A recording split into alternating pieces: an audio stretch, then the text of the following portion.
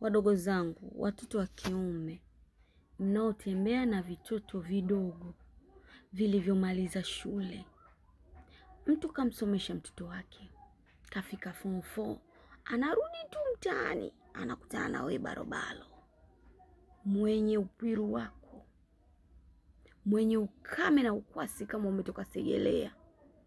Haya, unaanza kumdanganya na maneno ya uongo, kwa maana ni uongo. Wewe ni mzuri, wewe ni mrembo, sijawahi kuona mtu mzuri kama wewe, sijawahi sikufanya nini. Uzuri anautoa wapi? Mtoto ananyoa. Mtoto kapigwa na baridi la shule mweusi ti, uzuri anautoa wapi? Ni hizo shepu wanazorisi kutoka kwa mama zao, na hivyo vifua vinavyoanza mapema. Wewe tena unaenda unamrubuni mtoto wa watu, unamjaza mimba. Ukishamwona ana mimba tu umemwacha. Hiyo dhambi mnayojitakia mtachoma moto. Haina sababu ya wewe kumdanganya mtoto wa mtu.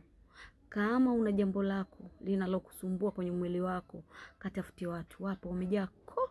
Acheni vitoto vya watu vidogo jamani. Kukioa huwezi, kukaa nacho huwezi.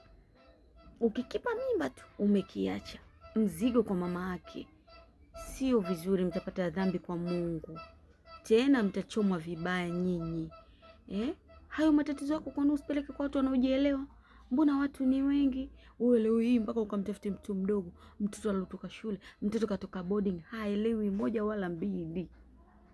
Mwafanya kuvidanganya na biskuti, na juisi, na ice cream za ukwaju.